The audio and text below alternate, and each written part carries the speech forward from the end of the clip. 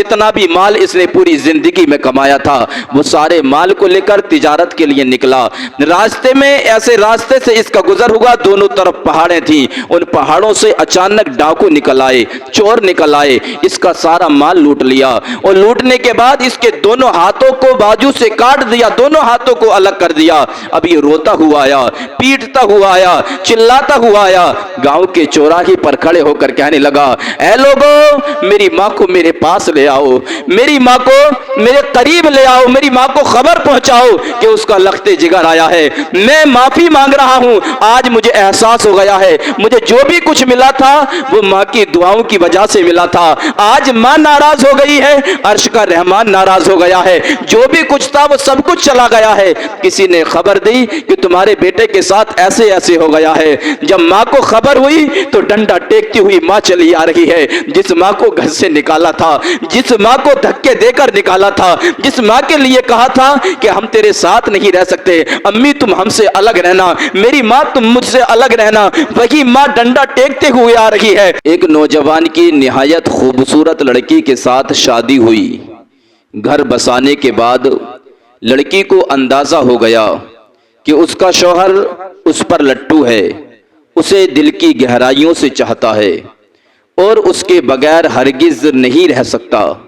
इसलिए वो अपने शौहर की माँ के साथ हमेशा बेरुखी इख्तियार करती थी। उसकी सास बूढ़ी खातून थी, वो इस दुनिया में बस चंद दिनों की मेहमान थी। जो भी देखता उसे उसके बुढ़ापे पर तरस आ जाता। वो इस उम्र में अपने बेटे और बहू की खिदमत की मोहताज थी, मगर सास की खिदमत क्या होती है उसकी बहू ने तो इस बारे में कुछ सीखा ही नहीं था। दूसरी जानिब नौजवान बेटे का हाल भी काबिले तारीफ नहीं था।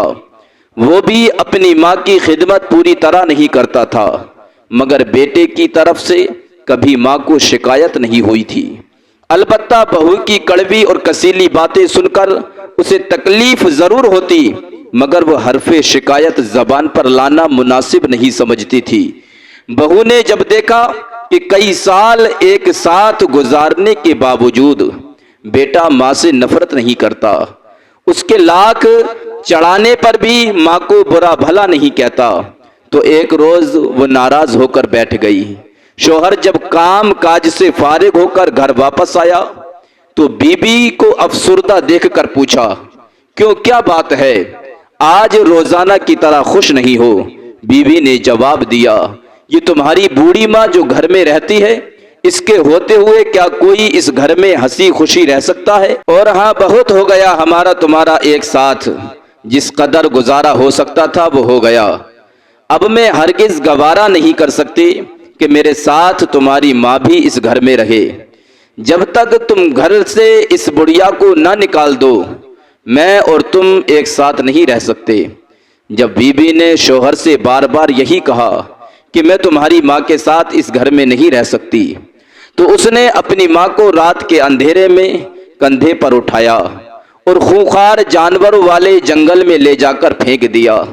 लोगों में पूछना चाहता हूँ, मैं बताना चाहता हूँ कि जरा सोचो, जिस माँ ने 9 माह अपने पेट में रखा, जिस माँ ने दूध की शक्ल में तुम्हें खून पिलाया, हर परेशानी में तुम्हारा साथ दिया, तुम्हारे लिए रातों को उठ उठ कर दुआएं की कि मेरा बेटा कामयाब हो जाए, मेरा लखते जिगर कामयाब हो जाए। किस लिए?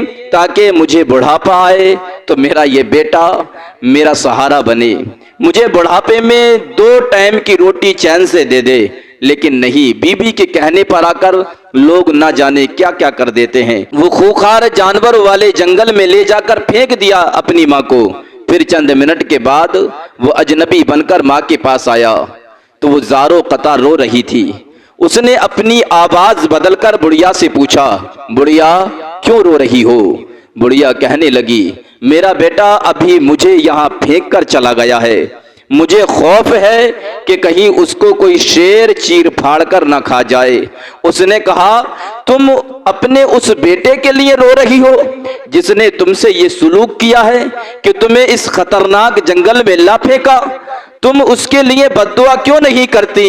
वो कहने लगी, मेरी मोहब्बत उसके लिए बद्दुआ करने से इनकार करती है। लोगों जरा सोचो तो सही, बेटे कितने भी चाहे माँ बाप को सता लें, माँ बाप को रुला लें, माँ बाप को चाहे घर से निकाल दें, माँ बाप का चाहे कहना न माने, लेकिन माँ बाप वो होते हैं जो हर वक्त अपनी औलाद के लिए दुआएं करते हैं।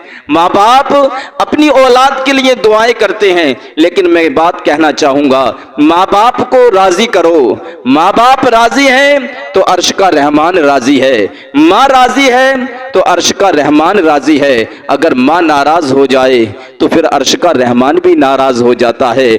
आओ मैं आपको बताता हुआ चलूं।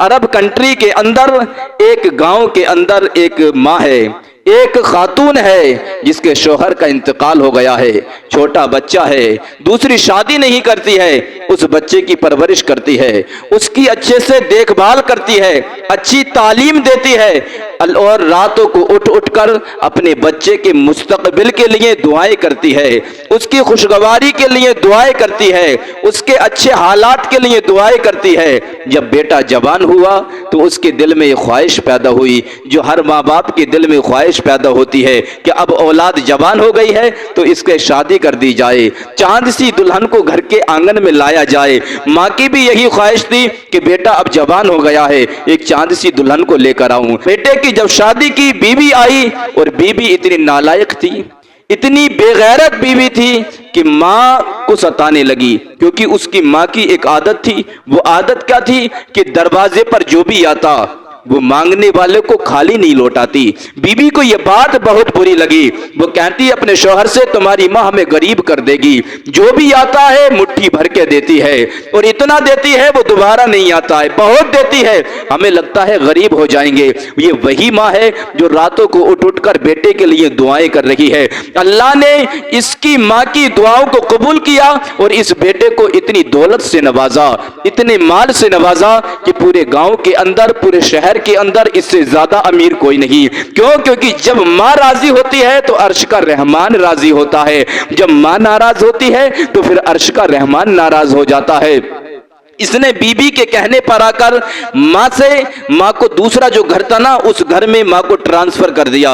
कहने लगा, अम्मी जान आप उस घर में रहा करें, मेरी बीवी को गवारा नहीं है आपके साथ रहना, मैं भी यही चाहता हूं कि आप सुकून के साथ रहें। उस टाइम पर जब माँ को जरूरत थी तेरी, तूने बीबी के कहने में आकर अपनी माँ को घर से निकाल दिया। माँ डंडे का सहारा लेकर दूसरे घर चली गई, आंखों में आंसू आ गए, माँ नाराज हो गई, माँ नाराज हुई, अर्श का रहमान नाराज हो गया।